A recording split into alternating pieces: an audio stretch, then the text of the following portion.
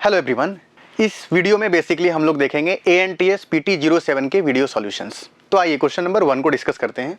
Question number 1 में आपको क्या बोला गया है, the value of angle of R in figure below is. आपके पास ये डायग्राम बना हुआ है, वेव ऑप्टिक्स का बेसिकली क्वेश्चन है। ऊपर है रेयर मीडियम, नीचे है डेंसर मीडियम, और ये जो आप एंगल देख रहे हैं इस एंगल को क्या बोलते हैं, एंगल ऑफ इंसिडेंस। तो क्वेश्चन नंबर 1 में सबसे पहले आप डायग्राम को देखिए और डायग्राम को देखकर ही आपको ये बता देना है कि एंगल ऑफ इंसिडेंस क्या है। ये जो एंगल दिख रहा है आपको, एंगल ऑफ इंसिडेंस है 53 डिग्री। तो सबसे पहले आप लिखेंगे कि डायग्राम को देखा और देखकर पता चला कि एंगल ऑफ इंसिडेंस का वैल्यू आ गया आपके पास 53 डिग्री। इसके बाद क्या बोला गया है, find the value of angle of refraction, क्योंकि आपको निकालना है एंगल आर का वैल्यू। तो एंगल आर का वैल्यू निकालना है, लिखा हुआ है the value of angle r in the figure. Means इस डायग्राम में आपको एंगल आर का वैल्यू निकालना है। तो एंगल ऑफ इंसिडेंस कितना हो गया, 53 डिग्री। एंगल आर का वैल्यू निकालना है। हम स्नेल्स लॉ यूज कर रहे हैं। जैसे ही आप स्नेल्स लॉ यूज करेंगे तो क्या लिखा जाएगा, एंगल आर का वैल्यू आपको निकालना है। स्नेल्स लॉ बोला गया कि sine i upon sine r. जो sine I by sine are का वैल्यू होता है वो किसके इक्वल आता है, sine I by sine are का वैल्यू आता है mu two by mu one के इक्वल। और म्यू टू है उस वाले मीडियम का रिफ्रैक्टिव इंडेक्स जिसमें लाइट जाता है। मींस अभी आपका ray of light rare medium से डेंसर मीडियम में आ रहा है, तो म्यू टू हो गया डेंसर मीडियम जिसका रिफ्रैक्टिव इंडेक्स क्या दिया हुआ है, 3/2। तो लिखा गया sine I by sine are equal to mu two divide by mu one. तो एंगल ऑफ इंसिडेंस आप डायग्राम के हिसाब से चेक कर सकते हैं। आपके पास डायग्राम में एंगल ऑफ इंसिडेंस कितना डिग्री दिया हुआ है, 53 डिग्री, और एंगल आर का वैल्यू आपको निकालना है। तो एंगल ऑफ इंसिडेंस के जगह पे लिखा गया sine 53 degree divided by sine r आपको निकालना है। म्यू टू है उस वाले मीडियम का रिफ्रैक्टिव इंडेक्स जिसमें लाइट जाता है। Ray of light rare medium से डेंसर मीडियम में आ रहा है, इट मींस आपका म्यू टू डेंसर मीडियम हो गया। तो डेंसर मीडियम का रिफ्रैक्टिव इंडेक्स क्या मिलेगा आपको, 3/2 दिया हुआ है क्वेश्चन में। और रेयर मींस एयर का रिफ्रैक्टिव इंडेक्स 1 आ गया। साइन 53 डिग्री का जो वैल्यू आएगा, साइन 53 हो गया आपका कितना, 4/5। तो ये वैल्यू हो गया आपके पास 4/5। नीचे आ गया साइन आर इक्वल टू 3/2। इसको आप क्रॉस मल्टीप्लाई करेंगे तो वैल्यू मिलेगा 5 3 जा 15 into sine r is equal to 4 2 जा 8। मीन्स 15 साइन आर का वैल्यू किसके इक्वल आ गया, 8 के इक्वल आ गया।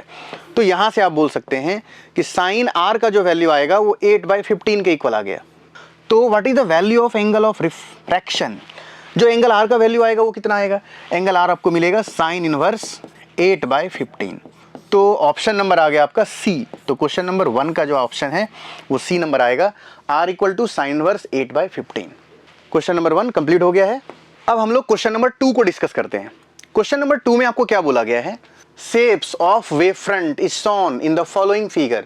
The correct shape of wavefront according to the direction of rays are represented in the figure. करा आपको ये बहुत सारा वेवफ्रंट हम बना दिए हैं, कौन सा वेवफ्रंट सही। तो कॉन्सेप्ट क्या है वो समझिए।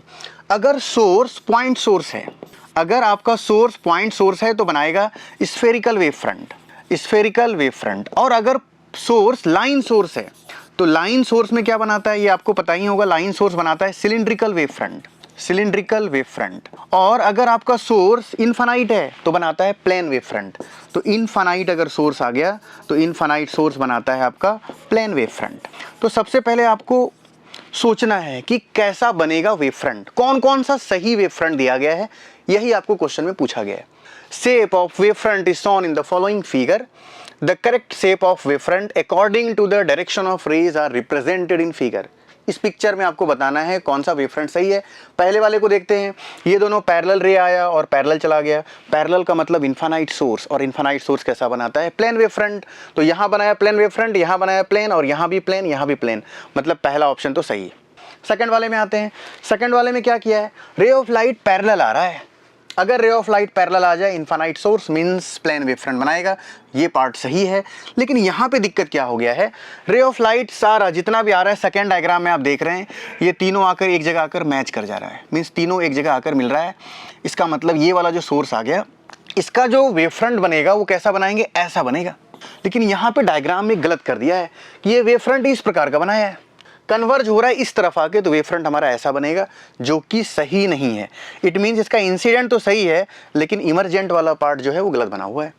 तो सेकंड ऑप्शन गलत है। थर्ड ऑप्शन पर आते हैं। थर्ड नंबर क्या है, रे ऑफ लाइट ऐसे आ रहा है, इनफाइनाइट सोर्स है, प्लेन वेवफ्रंट, और ये डाइवर्जिंग लेंस है। डाइवर्जिंग लेंस है, इसका मतलब ये कॉनकेव लेंस है। अगर ये कॉनकेव लेंस है तो सारे रे ऑफ लाइट को मिलाएंगे तो एक जगह पर आकर मिलेगा।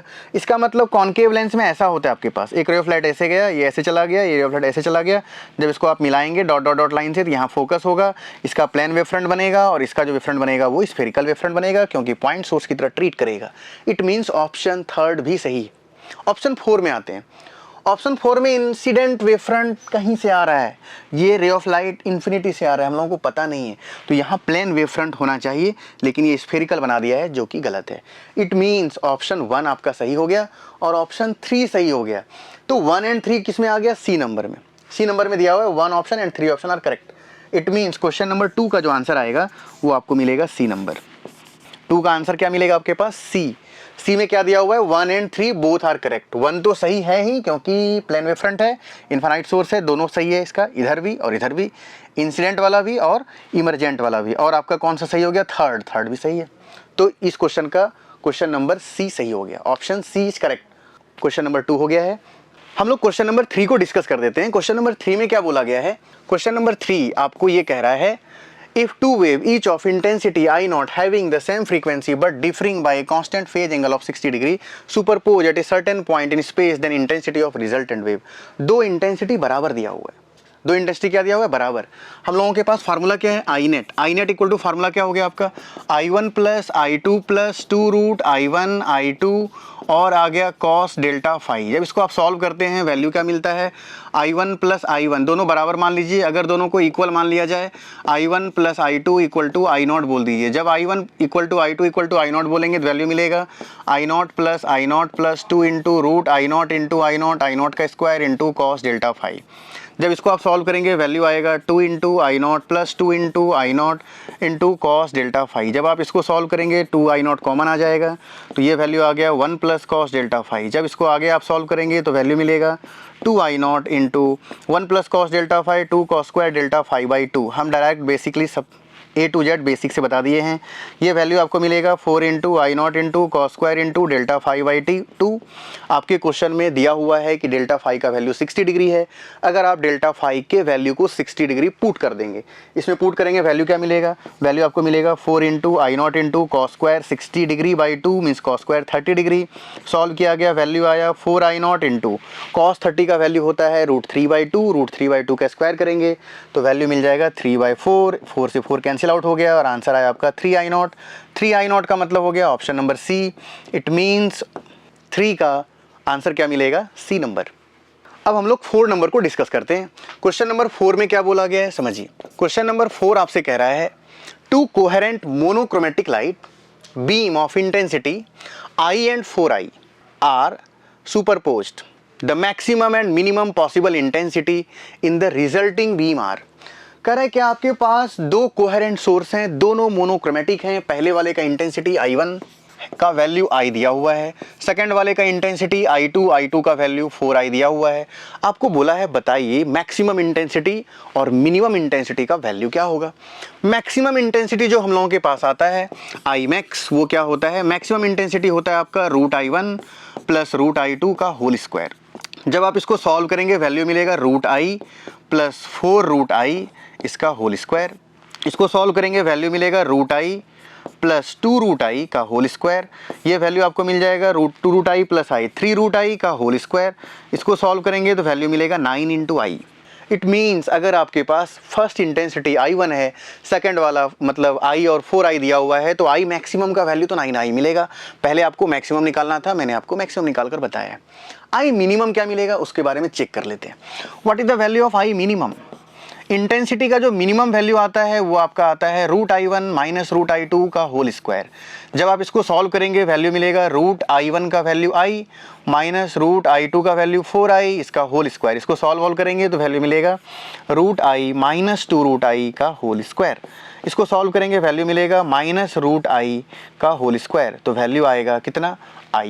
इट मीन्स मैक्सिमम इंटेंसिटी का वैल्यू जो मिलेगा वो आपको मिलेगा 9I और मिनिमम इंटेंसिटी का जो वैल्यू मिलेगा आपको वो मिलेगा I। तो 9I and I are correct answer. तो 9I आपका क्या हो गया? C number. 9I and I। It means question number 4 का जो आंसर आएगा वो भी आपको मिलेगा सी। 4 नंबर कंप्लीट डिस्कशन हो गया है। अब हम लोग क्वेश्चन नंबर 5 को डिस्कस करते हैं। क्वेश्चन नंबर 5 में आपको क्या बोला गया है? The interference pattern is obtained with to coherent light source of intensity ratio n। करे दो कोहेरेंट सोर्सेस हैं और दोनों के इंटेंसिटी का रेशियो आपको क्या दिया हुआ है? n। In the interference pattern the ratio I max minus I minimum upon I max plus I minimum will be.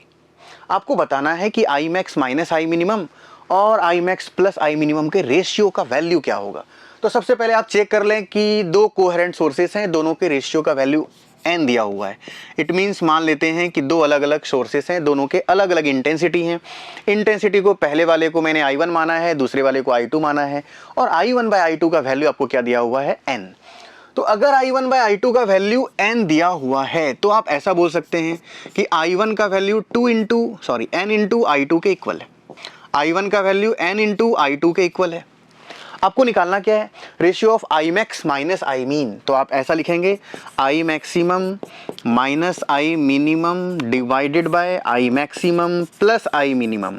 आपको इसका वैल्यू निकालना है। हम लोग आप रिजल्ट अगर याद हो तो ठीक है, अगर रिजल्ट याद नहीं हो तो मैं आपको रिजल्ट को पूरा डिटेल में बता रहा हूँ। I max क्या होता है? Root I1 plus root I2 का होल स्क्वायर। तो आप इसको यहाँ पे लिखेंगे I1 root I1 plus root I2 इसका होल स्क्वायर, माइनस साइन यहाँ आप लिखेंगे root I1 minus root I2 का होल स्क्वायर। इसको आप सॉल्व करेंगे यहाँ पे तो वैल्यू आएगा I max का root I1 plus root I2 इसका होल स्क्वायर। फिर इसको सॉल्व करेंगे तो आएगा root I1 minus root I2 का होल स्क्वायर।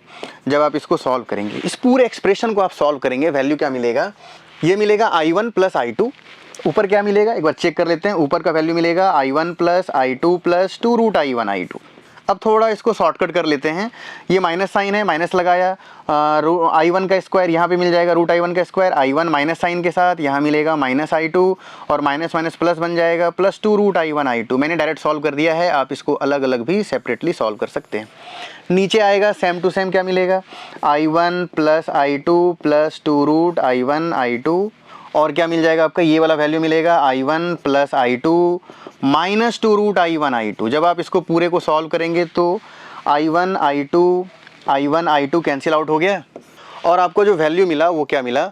आपको जो वैल्यू मिलेगा वो मिल गया ऊपर में 4 रूट I1 I2। तो यहाँ पे लिख देते हैं 4 root I1 I2 divided by, नीचे क्या मिलेगा आपके पास? ये वाला टर्म कैंसिल आउट हो जाएगा तो वैल्यू मिलेगा I1 plus I1 2I1 plus 2I2 means 2 common ले लीजिए। तो 2 अगर आप कॉमन ले लेंगे तो वैल्यू मिलेगा 2 इंटू I1 प्लस I2। 2 से 2 टाइम्स में कैंसिल आउट हो गया, इसको 2 लिखा गया। What is the value of I1? Information में दिया हुआ है कि दोनों के रेशियो का, इंटेंसिटी का रेशियो n के इक्वल है। तो I1 को आप NI2 लिख सकते हैं। तो यहाँ पे रूट लगा देते हैं। I1 को लिखा गया n into I2 divided by I1 का वैल्यू NI2 प्लस I2। जब आप इसको सॉल्व करेंगे वैल्यू आएगा 2 into root n। I2 into I2 का एक I2 बाहर आ गया, यहाँ पे I2 कॉमन आ गया और वैल्यू मिला n प्लस 1। अब I2 से I2 कैंसिल आउट हो गया, आपका वैल्यू आ गया 2 root n divided by n plus 1 जो कि ऑप्शन नंबर डी है। तो इस तरीके से क्वेश्चन नंबर 5 का जो ऑप्शन है वो डी है। थोड़ा इंपॉर्टेंट है, अगर आपको रिजल्ट ये वाला याद होगा तो आप जल्दी से बना पाएंगे, इसलिए आप इसका रिजल्ट भी याद कर सकते हैं। I max minus I minimum by I max plus I minimum का जो वैल्यू होता है वो 2 root I1 I2 divide by I1 plus I2 के इक्वल आता है। बाकी तो मैंने एक्सप्रेशन को सॉल्व कर दिया है और आंसर आ गया आपको ऑप्शन नंबर डी। तो 5 का हो गया डी। अब हम लोग डिस्कस करते हैं क्वेश्चन नंबर 6 में क्या कर रहा है? इन NYDSC fringes are formed at a distance of 1 meter from the double slit experiment of 0.12 mm. Calculate the wavelength of light used. Its distance of third bright from the central screen is 1.5 centimetre. ये pure formula based question है। Question कह रहा है third bright fringe जो बना वो 1.5 centimetre पे बना। तो हम लोग जानते हैं कि ब्राइट फ्रिंज के लिए जो फार्मूला आता है y का value nth bright fringe, bright means maxima, nth maxima का जो फार्मूला आता है इंटरफेरेंस में वो क्या मिलता है? YDSC में आपको मिलता है n into lambda into capital D by D. तो बोला है कि थर्ड जो बना, थर्ड जो आपका बन रहा है ब्राइट फ्रिंज वो कितने डिस्टेंस पे बन रहा है? थर्ड ब्राइट फ्रिंज बन रहा है 1.5 सेंटीमीटर पे। It means Young's double slit experiment से थर्ड ब्राइट फ्रिंज बन रहा है 1.5 सेंटीमीटर से, मीन्स वाई का वैल्यू 1.5 सेंटीमीटर दिया हुआ है।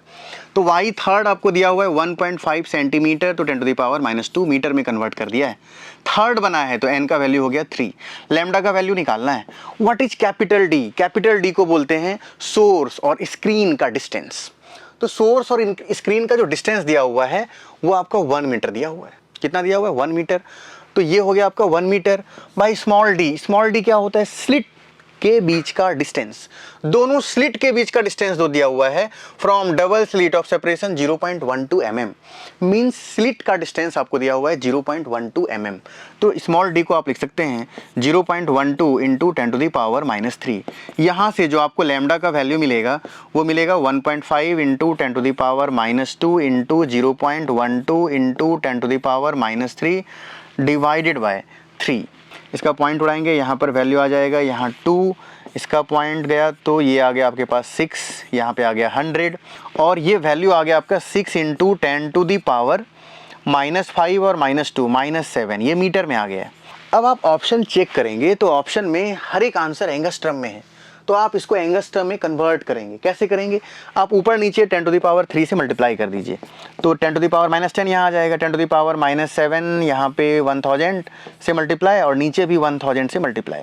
तो हुआ क्या? 6 इंटू 1000 बन गया 6000, और ये बन गया 10⁻⁻7, ये वाला 1000 ऊपर चला गया, तो वैल्यू आपका क्या मिल जाएगा? 10⁻⁻10 मीटर में आ गया। तो एंगस्ट्रम में कितना आया?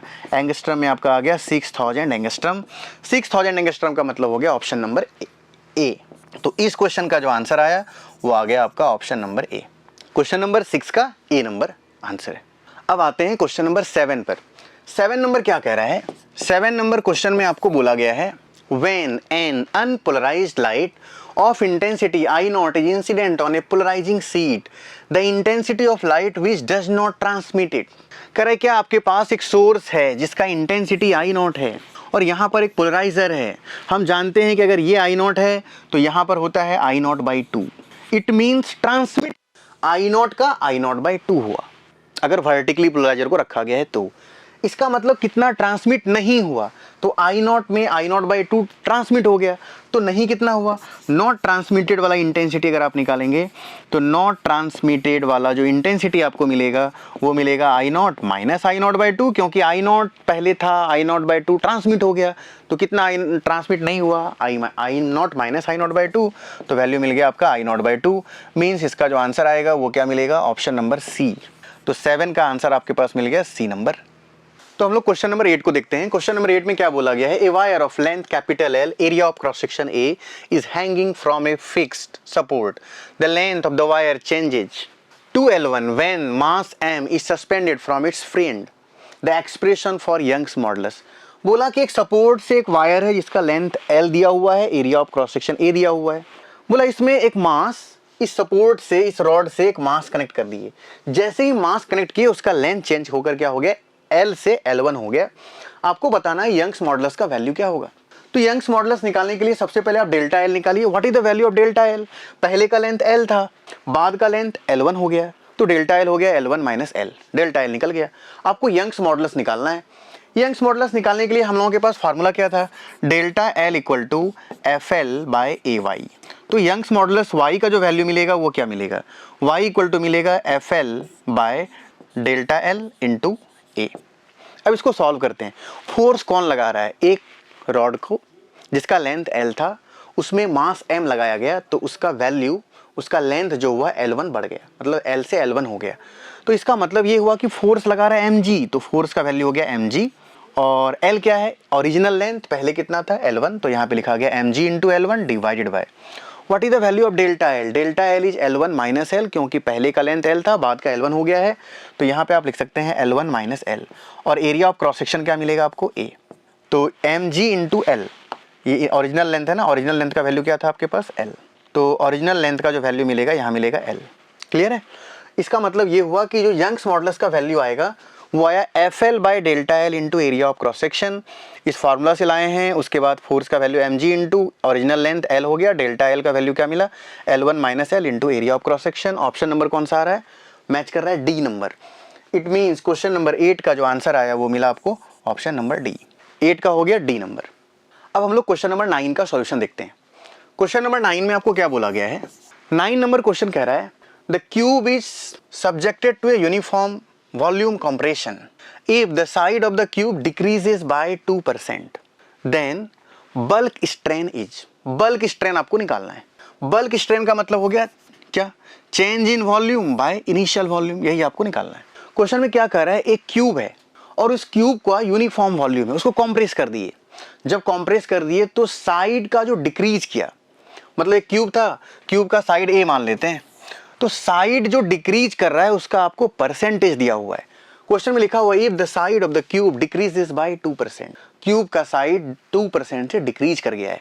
It means delta A by A into 100 का वैल्यू आपको दिया हुआ है 2%। निकालना क्वेश्चन में क्या है, bulk strain. Bulk strain means change in volume by volume का वैल्यू आपको निकालना है। तो बल्क स्ट्रेन निकालने के लिए हम लोग क्या अप्रोच लगा सकते हैं, सबसे पहले वॉल्यूम ऑफ क्यूब क्या होता है। वॉल्यूम ऑफ क्यूब आपको मिल गया साइड का cube, means volume of cube is side का cube, that is a cube. इसको एरर मेथड से सॉल्व कर रहे हैं क्योंकि परसेंटेज मेरा 5% या 10% भी कह सकते हैं, उससे कम है।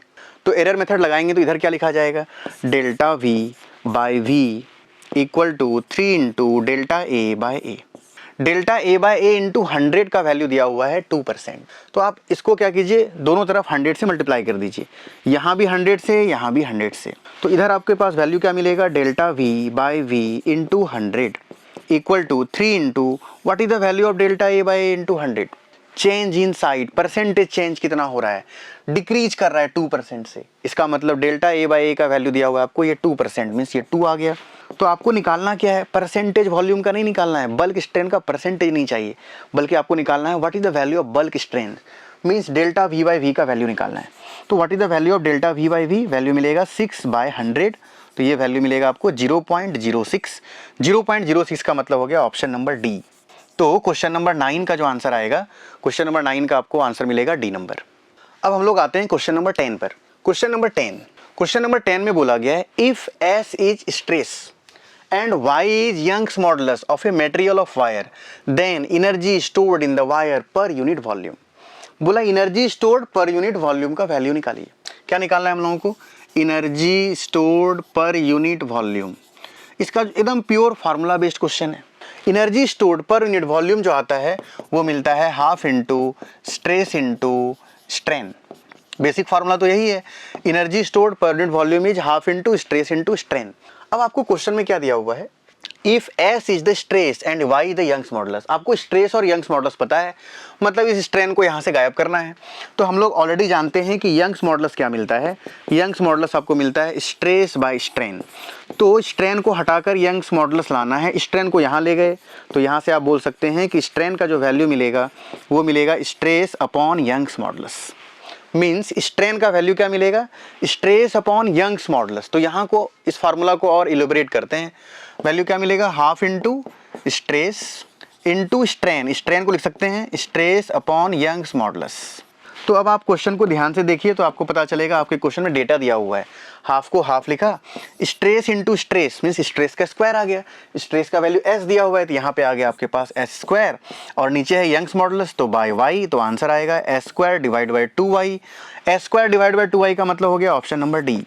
तो इस क्वेश्चन का जो आंसर आएगा वो मिलेगा आपको S square divide by 2y, option number D. अब हम लोग क्वेश्चन नंबर 11 को डिस्कस करते हैं। क्वेश्चन नंबर 11 में क्या आपको बोला गया है, the load versus elongation graph for 4 wire of same material shown in the graph. कह रहा है मटेरियल सेम है, अगर मटेरियल सेम है इसका मतलब यंग्स मॉडुलस आपको सेम दिया हुआ है। तो सबसे पहले आप ग्राफ को रीड कीजिए, ग्राफ किसके किसके बीच का बना हुआ है, लोड और इलोंगेशन। लोड मतलब फोर्स, इलोंगेशन मतलब डेल्टा एल। तो इन दोनों में रिलेशन क्या है चेक कर लेते हैं। हम लोग जानते हैं कि हमारे पास फार्मूला है delta L equal to F L by A Y.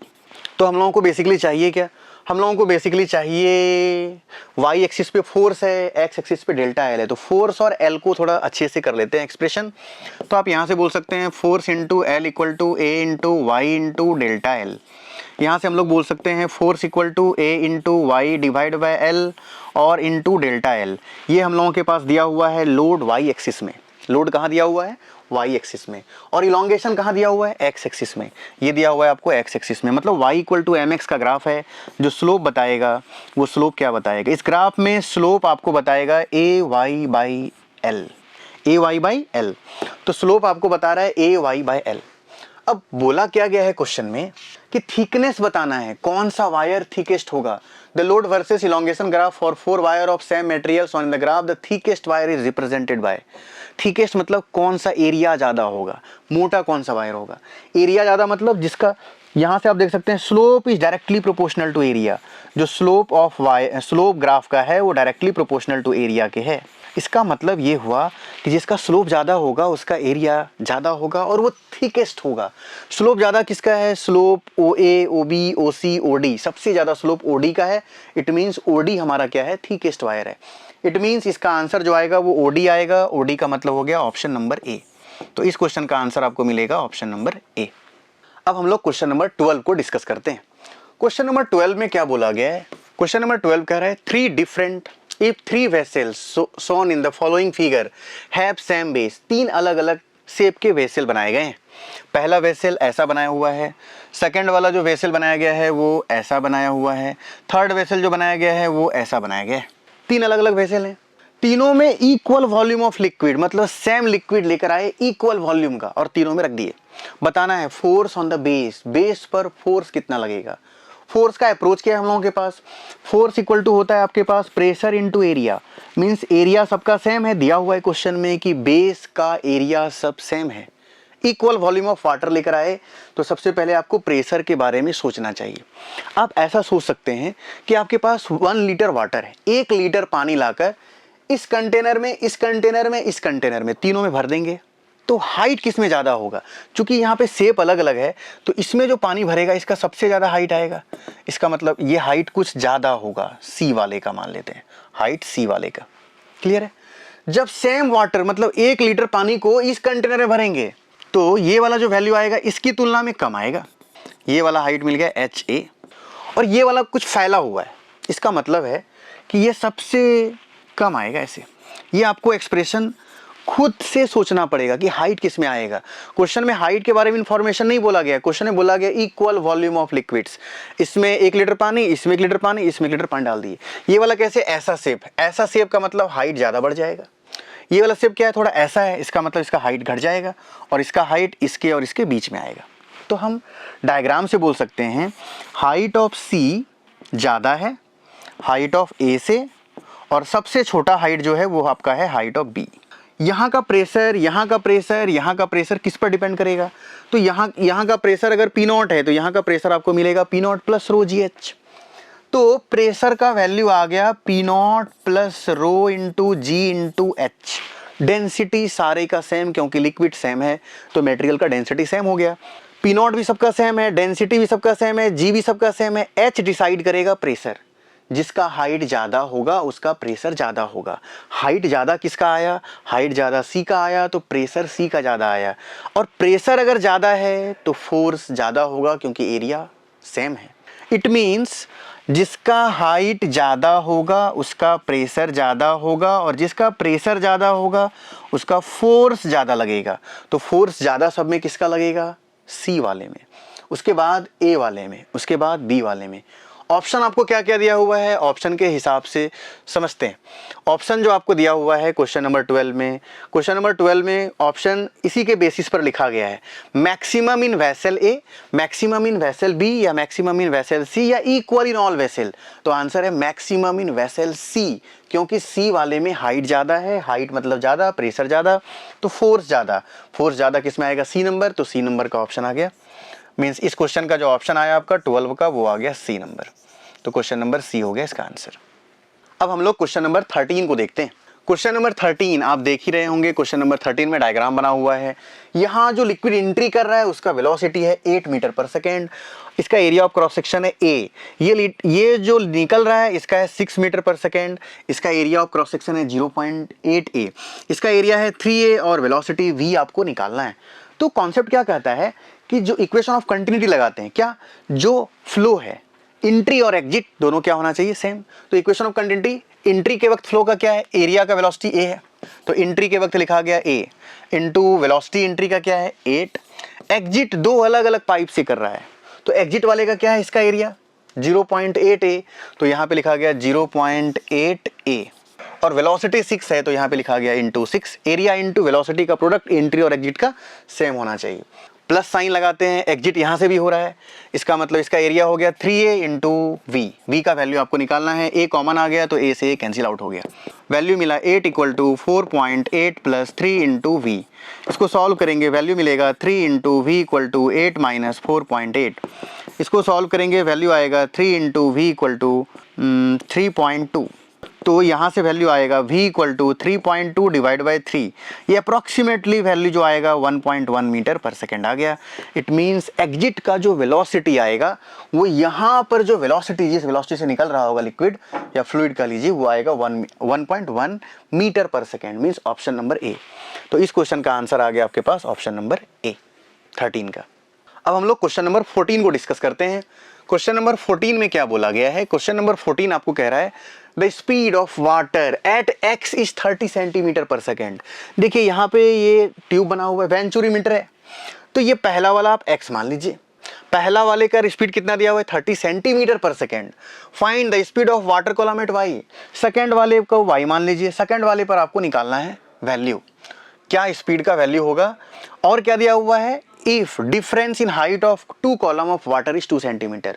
Height का डिफरेंस दिया हुआ है, मतलब ये वाला कॉलम और ये वाला कॉलम, मान लीजिए ये वाला कॉलम H1 है, ये वाला कॉलम H2 है, तो हाइट का डिफरेंस आपको क्या दिया हुआ है, H1 माइनस H2 का वैल्यू दिया हुआ है 2 सेंटीमीटर। तो इस तरह आप तो एनर्जी कंजर्वेशन कराते हैं, अगर आपको थोड़ा ट्रिक पता हो तो आप डायरेक्टली इसको सॉल्व कर सकते हैं। सॉल्व करने का तरीका क्या है, ये अगर इनिशियल वेलोसिटी है तो ये मेरा फाइनल वेलोसिटी, तो आप इसको डायरेक्टली हम कर रहे हैं, पूरा एनर्जी कंजर्वेशन लगा नहीं रहे हैं, बल्कि डायरेक्ट क्या कर रहे हैं, तो इनिशियल वेलोसिटी को मान लेते हैं, पहला वाला वेलोसिटी x पे जो है वो 30 मीटर पर second initial velocity, final velocity आपको निकालना है। बोला है कि y पर वेलोसिटी बताइए, और हाइट का जो डिफरेंस आता है ना एक्सप्रेशन को सॉल्व करने के बाद, वो आता है h1 माइनस h2 का वैल्यू, इसी को हम लोग h बोलते हैं। अब मोशन अंडर ग्रेविटी वाला फॉर्मूला यहाँ लगा सकते हैं, अगर आपको एक्सप्रेशन याद हो तो ऐसा आता है v square equal to U square plus 2 into G into H, या 2as भी बोल दीजिए। v का वैल्यू आपको निकालना है, इनिशियल वेलोसिटी 30 है, 30 का स्क्वायर 900, ध्यान रहे ये सेंटीमीटर पर सेकेंड में, प्लस 2 इंटू जी का वैल्यू होता है 10 मीटर पर सेकंड स्क्वायर, तो आप ये सेंटीमीटर में ले रहे हैं तो जी का वैल्यू भी सेंटीमीटर पर सेकंड स्क्वायर में लीजिए। तो 10 मीटर को सेंटीमीटर में कन्वर्ट किया, 10 इंटू 100 1000 सेंटीमीटर पर सेकंड स्क्वायर आ गया। हाइट का डिफरेंस सेंटीमीटर में कितना दिया हुआ है 2, तो यहाँ पे आप हाइट का डिफरेंस 2 ले लेंगे। अब आप इसको सॉल्व करेंगे, जैसे ही सॉल्व करेंगे वैल्यू आया 900 प्लस 4000, तो वैल्यू आ गया 4900। इट मीन्स जो वेलोसिटी ऑफ फ्लो आएगा, मतलब जो वेलोसिटी आएगा y वाले पॉइंट पर, सेकंड वाले पॉइंट पर, वो क्या मिलेगा, सेकंड वाले पॉइंट पर वेलोसिटी का वैल्यू आएगा 4900 का रूट, इसका मतलब आ गया 70 सेंटीमीटर पर सेकंड। 70 सेंटीमीटर पर second means option number A, तो इस क्वेश्चन का option number A correct answer है। तो जो आपको आंसर मिलेगा 14 का वो मिलेगा ए नंबर। अब हम लोग क्वेश्चन नंबर 15 पर आते हैं। क्वेश्चन नंबर 15 में आपको क्या बोला गया है, a ray of light strikes a glass plate at an angle of 60 degree. If the reflected and refracted ray are perpendicular to each other, the refractive index of glass. बोला कि आपके पास एक ग्लास है, तो यहाँ पर हम लोग एक ग्लास बना देते हैं ऐसा, clear. A ray of light strikes a glass plate at an angle of 60 degree. एक रे ऑफ लाइट है जो ग्लास प्लेट पर ऐसे आया और ये एंगल ऑफ इंसिडेंस आपका बनाया 60 डिग्री, तो मैंने यहाँ पर एंगल ऑफ इंसिडेंस को बना दिया है 60 डिग्री। और क्या कह रहा है, If the reflected and refracted rays are perpendicular to each other, कुछ पार्ट रिफ्लेक्ट कर गए और कुछ पार्ट रिफ्लेक्ट कर गया, और रिफ्रैक्ट वाला जो पार्ट किया है, ये आप रिफ्रैक्ट देख रहे हैं, ये एंगल बना रहा है 90 डिग्री का। रिफ्लेक्टेड रे एंड रिफ्रैक्टेड, ये रिफ्लेक्टेड हो गया, ये रिफ्रैक्टेड हो गया, इन दोनों के बीच का एंगल क्वेश्चन में गिवन है 90 डिग्री। आपको बोला गया है क्या, the index of refraction of glass, glass का रिफ्रैक्टिव इंडेक्स आपको निकालना है। तो अब आपको ग्लास का रिफ्रैक्टिव इंडेक्स चाहिए, ग्लास का रिफ्रैक्टिव इंडेक्स कैसे निकालेंगे इसके बारे में बात कर लेते हैं। तो ग्लास का हम लोगों को रिफ्रैक्टिव इंडेक्स चाहिए। एंगल ऑफ इंसिडेंस कितना दिया हुआ है, अकॉर्डिंग टू क्वेश्चन आप देख सकते हैं एंगल ऑफ इंसिडेंस 60 डिग्री है, तो एंगल ऑफ रिफ्लेक्शन आएगा 60 डिग्री। अगर ये 90 ये 60 डिग्री है, ये 90 डिग्री है, ये पूरा स्ट्रेट लाइन है, इसका मतलब ये हुआ कि ये एंगल आएगा 30 डिग्री। अगर ये एंगल आप 30 डिग्री लेंगे तो इसको सॉल्व कैसे करेंगे? इसको सॉल्व करने का तरीका क्या है हम लोगों के पास, वो समझिए। तो आप स्नेल्स लॉ डायरेक्टली लगा दीजिए। जैसे ही आप स्नेल्स लॉ लगाएंगे, लिखेंगे sine I by sine are equal to mu, तो वहां से आ जाएगा। तो लिखा गया, स्नेल्स लॉ लगा रहे हैं, sine I divide by sine are equal to mu two by mu one. Mu two है उस वाले मीडियम का रिफ्रैक्टिव इंडेक्स जिसमें लाइट जाता है। लाइट एयर से मीडियम में जा रहा है, एयर का रिफ्रैक्टिव इंडेक्स 1 होता है, तो म्यू टू हो गया ग्लास का और म्यू वन हो गया एयर, एयर का आ गया 1। आपको निकालना क्या है इस क्वेश्चन में? आपको निकालना है वैल्यू ऑफ म्यू, म्यू का वैल्यू चाहिए। तो इस क्वेश्चन में आप देखिए, साइन एंगल ऑफ इंसिडेंस जो है वो है 60 डिग्री, यहाँ पे लिखा गया sine 60 degree upon sine R. Sine R क्या है? Angle of refraction 30 degree, geometry से लाए हैं, तो ये लिखा गया sine 30 degree equal to mu. इसको सॉल्व करेंगे, साइन 60 आ गया √3/2 divide by sine 30 1/2 equal to mu. तो यहाँ से आपको म्यू का वैल्यू मिलेगा √3/2 इंटू 2/1, तो 2 से 2 कैंसिल आउट हो गया। रिफ्रैक्टिव इंडेक्स का जो वैल्यू आ गया वो आ गया √3। इट मींस जो ग्लास है, उस ग्लास का जो रिफ्रैक्टिव इंडेक्स आपको मिलेगा, उस रिफ्रैक्टिव इंडेक्स का वैल्यू मिलेगा √3। √3 का मतलब हो गया ऑप्शन नंबर ए। तो इस क्वेश्चन का जो आंसर आया वो आएगा option number A. Question number 15 मैंने आपको डिस्कस कर दिया है। अब हम लोग क्वेश्चन नंबर 16 को डिस्कस करते हैं। क्वेश्चन नंबर 16 आपको क्या बोला गया है, समझिए। क्वेश्चन नंबर 16 कह रहा है, A ray incident on boundary separating glass and water. Refractive index for glass is 3/2. कह रहा है क्या? रिफ्रैक्टिव इंडेक्स ग्लास का दे दिया है आपको 3/2, और क्या कह रहा है? रिफ्रैक्टिव इंडेक्स वाटर का दे दिया है 4/3। और आपसे पूछ क्या लिया है? Critical angle for glass air boundary. मतलब क्वेश्चन को अच्छे से पढ़ना है, वो ग्लास वाटर का नहीं पूछ रहा है, बोला critical angle glass air boundary का निकालिए। ग्लास और एयर बाउंड्री का क्रिटिकल एंगल निकालना है। तो ग्लास और एयर चाहिए, इसका मतलब वाटर का कोई यहाँ काम ही नहीं है, तो ग्लास एयर बाउंड्री का क्रिटिकल एंगल चाहिए। तो ग्लास एयर बाउंड्री में सबसे पहले क्रिटिकल एंगल होता कब है? When ray of light goes from denser medium to rare medium, the angle of incidence for which angle of refraction is 90 degree, the angle of incidence is said to be critical angle. It means आप ऐसा सोच सकते हैं कि glass अगर है और air है तो पक्का है कि एयर तो रेयर है और ये मेरा डेंसर है। क्रिटिकल एंगल तभी होता है जब रे ऑफ लाइट डेंसर मीडियम से रेयर मीडियम में जा रहा हो। तो आप इसको डेंसर मीडियम बना लीजिए, इसको ग्लास बोल देते हैं, और ये हमारा हो गया रेयर मीडियम जो कि एयर है, इसी का आपको क्रिटिकल एंगल निकालना है। एक ray of light denser medium से गया, रेयर मीडियम में जाना था, इसको बेंड करना था इधर, लेकिन एंगल ऑफ रिफ्रैक्शन बनाया 90 डिग्री। अगर एंगल ऑफ रिफ्रैक्शन 90 डिग्री आ जाए तो एंगल ऑफ इंसिडेंस को ही क्या बोलते हैं? Critical angle. When ray of light goes from denser medium to rarer medium, the angle of incidence for which angle of refraction is 90 degree, it is said to be critical angle. तो glass और air की बात की गई है। अब Snell's law लगा रहे हैं, क्या लिखा जाएगा? साइन आई, आई का वैल्यू क्या है? IC, तो लिखा गया sine IC upon sine are, are का वैल्यू क्या हो गया? 90 degree equal to sine I by sine are equal to होता है mu two by mu one. Mu two है उस वाले मीडियम का रिफ्रैक्टिव इंडेक्स जिसमें लाइट जाता है। लाइट ग्लास से एयर में जा रहा है, तो म्यू टू का वैल्यू आ गया 1, और म्यू ग्लास का दिया हुआ है 3/2, तो यहाँ पे लिख देते हैं 3/2। जब आप इसको सॉल्व करेंगे तो साइन IC साइन 91 बन गया, ये बन गया 2/3। इट मीन्स आप बोल सकते हैं कि क्रिटिकल एंगल का जो वैल्यू ग्लास और एयर इंटरफेस के लिए आएगा, क्रिटिकल एंगल आएगा आपका साइन इनवर्स 2/3। तो साइन इनवर्स 2/3 इसका करेक्ट ऑप्शन होगा option number B. Option number B इसका करेक्ट आंसर है। आप क्वेश्चन को थोड़ा अच्छे से पढ़िएगा, इसमें लिखा हुआ है स्पष्ट, ग्लास एयर बाउंड्री का क्रिटिकल एंगल निकालिए, उसको वाटर के से कुछ लेना देना नहीं। अब हम लोग क्वेश्चन नंबर 17 को देखते हैं। क्वेश्चन नंबर 17 में क्या बोला गया है, समझिए। क्वेश्चन नंबर 17 को आप देख लीजिए, यहाँ पर एक मटेरियल है और ये इसका सेंट्रल पार्ट है। तो यहाँ पे मैंने सेंटर बना दिया है। एक रे ऑफ लाइट ऐसे जा रहा है, इसका एंगल ऑफ इंसिडेंस 60 डिग्री है, और ये रे ऑफ लाइट यहाँ जाकर ऐसे बेंड किया है, फिर से ये रे ऑफ लाइट ऐसे निकल गया है और सेंटर से एक रे ऑफ लाइट को ऐसे पास कराए हैं, ये एंगल है आपका थीटा। क्वेश्चन में क्या कह रहा है? A ray of light falls on a transparent sphere with centre C. एक रे ऑफ लाइट है जो कि सेंटर सी से पास कर रहा है, as shown in the figure. The ray emerges from the sphere parallel to the line AB। ये AB के पैरेलल इमर्ज कर जा रहा है। The refractive index of the sphere, refractive index का वैल्यू आपको निकालना है। क्या निकालना है? रिफ्रैक्टिव इंडेक्स का वैल्यू निकालना है। कैसे निकालेंगे, समझिए।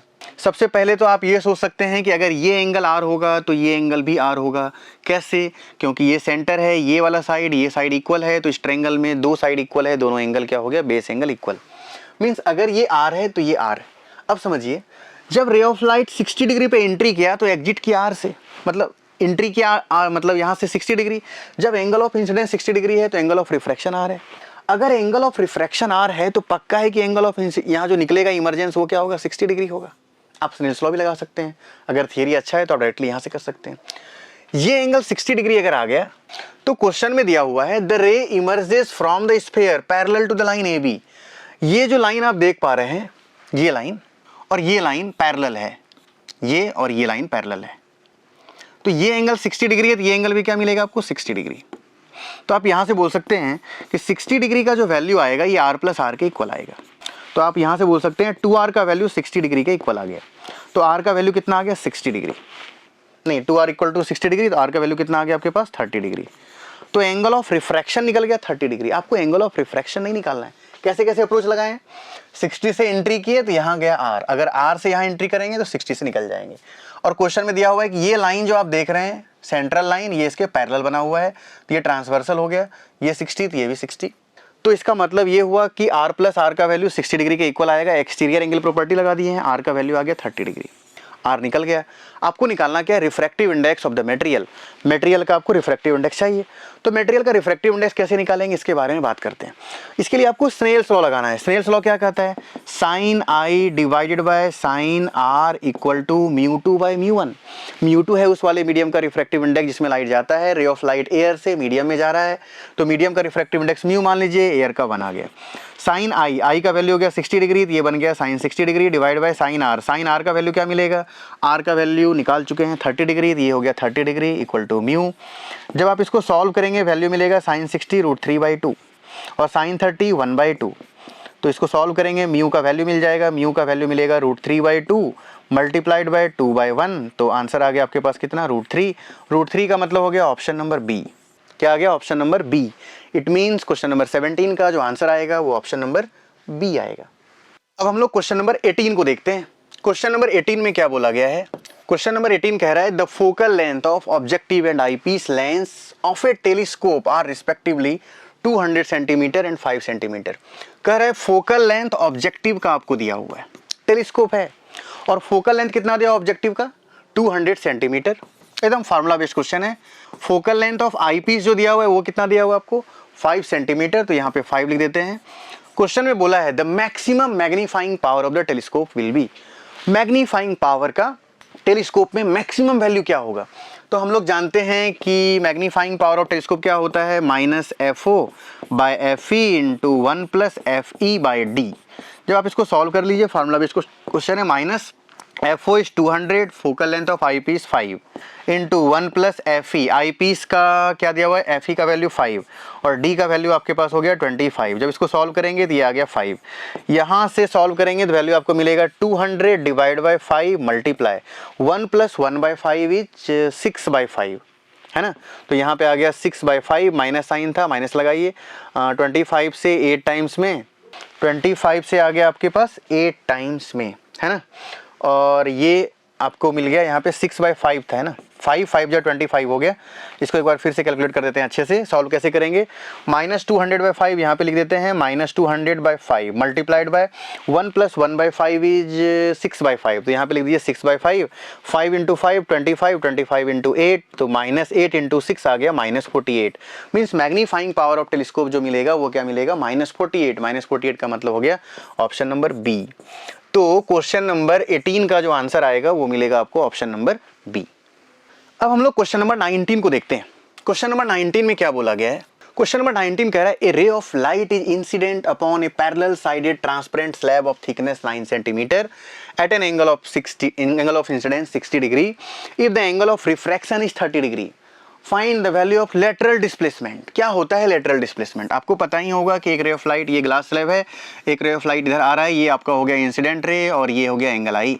ये ऐसे चला गया, इसको बोलते हैं एंगल आर, और जब ये बाहर निकलेगा इसको बोलते हैं angle of emergence, angle E.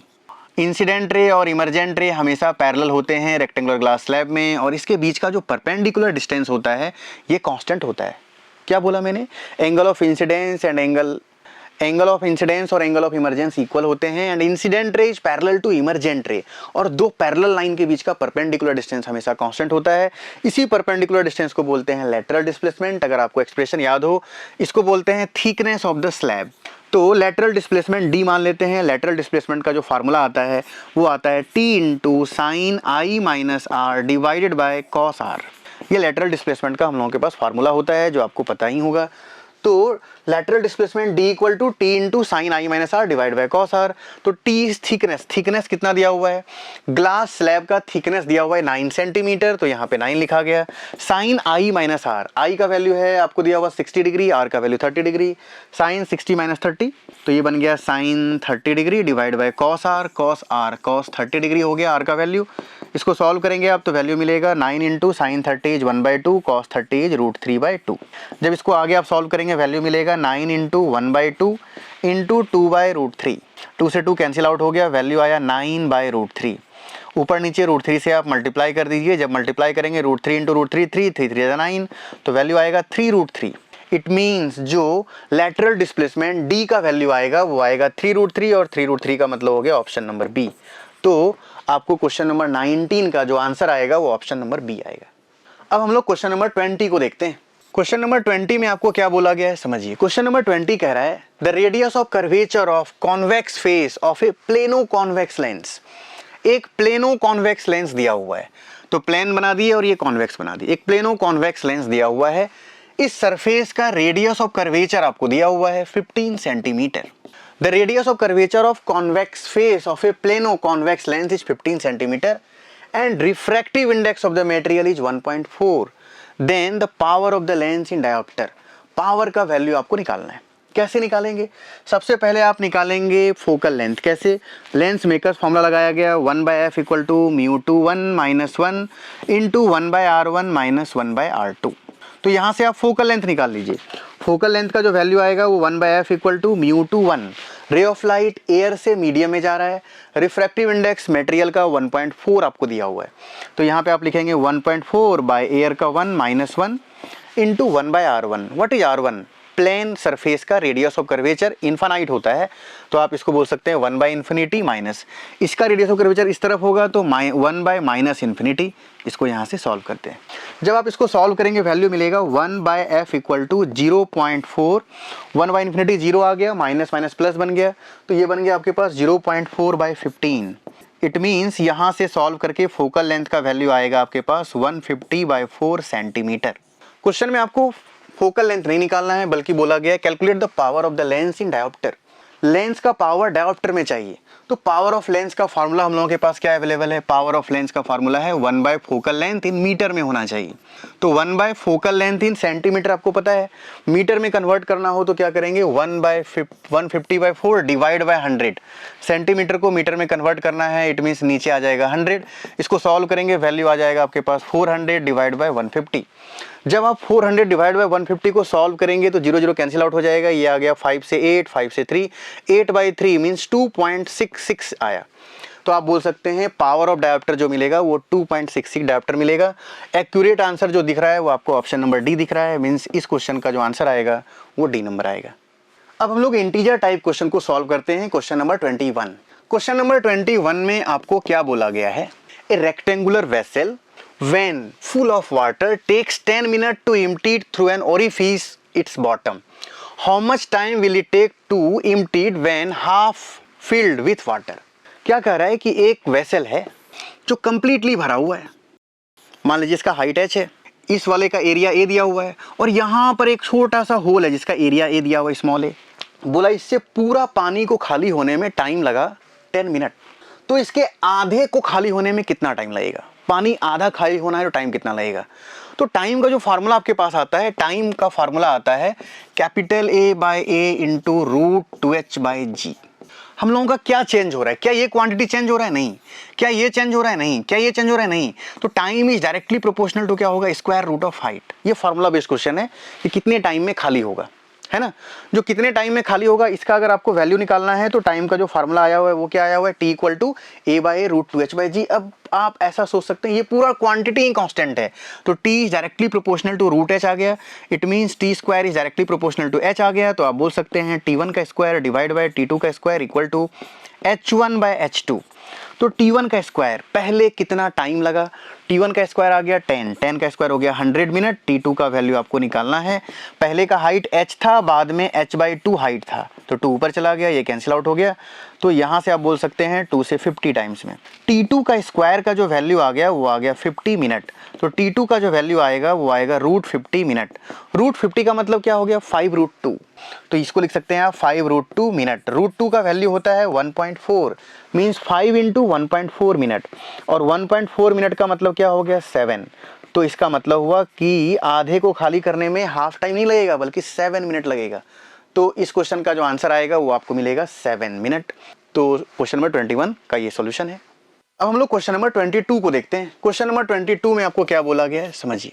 Question number 22 कह रहा है a man 180 metre high stand in front of a plane mirror, his eyes are at a height 100। एकदम बेसिक क्वेश्चन पूछा गया है कि एक आदमी है जिसका हाइट आपको दिया हुआ है 180 मीटर, उसका आई लेवल जो है वो आई लेवल आपको कहाँ दिया हुआ है, 170 सेंटीमीटर पे। मतलब इस एक आदमी है, इसका हाइट है 180 सेंटीमीटर और इसका जो आई लेवल दिया हुआ है वो दिया हुआ है 170 सेंटीमीटर। बोला है कितना मिनिमम लेंथ का मिरर ले लें, then the minimum length of the plane mirror for him to see his full length of image. वो आदमी चाहता है कि अपना पूरा इमेज देख लें। एक आदमी का हाइट है h का वैल्यू कितना दिया हुआ है 180, और कह रहा है क्या कि उसका 170 सेंटीमीटर पे यहाँ पे आई लेवल है, मतलब यहाँ पर उसकी आंखें हैं। वो आदमी चाहता है कि पूरा इमेज देख लें। तो मिनिमम लेंथ ऑफ जो मिरर होता है, चाहे आई लेवल कहीं रहे उससे कोई फर्क नहीं पड़ता है, minimum length of the mirror होता है टोटल हाइट डिवाइड बाई 2। तो मिनिमम लेंथ ऑफ मिरर जो मिलेगा, मिनिमम लेंथ ऑफ मिरर, इसका जो वैल्यू मिलेगा वो क्या मिलेगा, टोटल हाइट जितना है डिवाइड बाई 2। टोटल हाइट है 180, 180 डिवाइड बाई 2 क्या मिल गया 90। तो आंसर आएगा 90 सेंटीमीटर। तो क्वेश्चन नंबर 22 का आ गया 90 सेंटीमीटर। आई लेवल से इंडिपेंडेंट होता है, उससे उसको कोई लेना देना नहीं होता है। अब हम लोग क्वेश्चन नंबर 23 को देखते हैं। क्वेश्चन नंबर 23 में क्या बोला गया है, क्वेश्चन नंबर 23 आपको बोल रहा है focal length of a glass is 1.5, focal length of a glass mu equal to 1.5, length in air is 20 centimeter. If it is dipped in water mu equal to 4/3, its focal length in water will be in centimeter. मतलब एक lens air में था, उसको water में डुबा दिए, तो focal length आपको वाटर में निकालना है। तो लेंस मेकर्स फार्मूला को कॉन्सेप्ट समझ लेते हैं। फोकल लेंथ इन एयर के लिए क्या लिखा जाएगा, focal length in air equal to mu lens का एयर के रिस्पेक्ट में -1 इंटू 1/r1 -1/r2। किसी लेंस को वाटर में या किसी मीडियम में डुबाने से रेडियस ऑफ कर्वेचर पर कोई फर्क नहीं पड़ता है।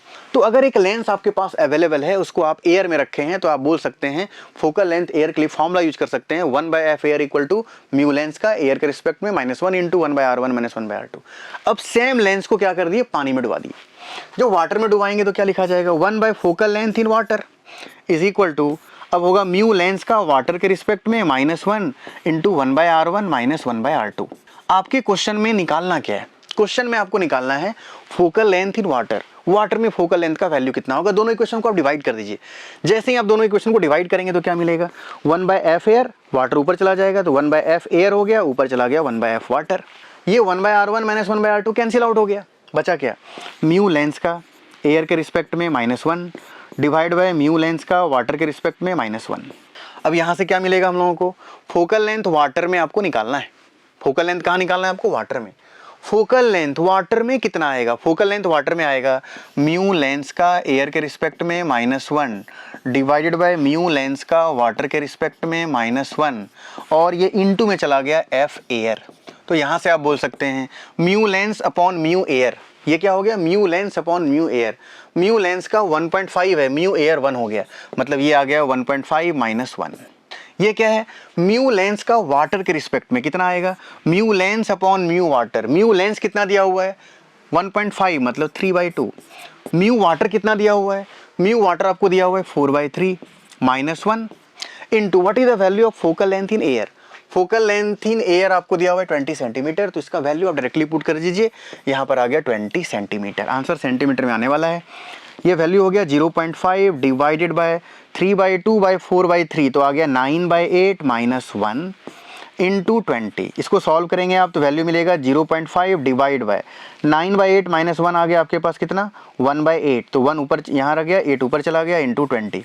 जब आप इसको सॉल्व करेंगे तो वैल्यू मिलेगा 5 2 10 2 से 4 आंसर आया 80 सेंटीमीटर।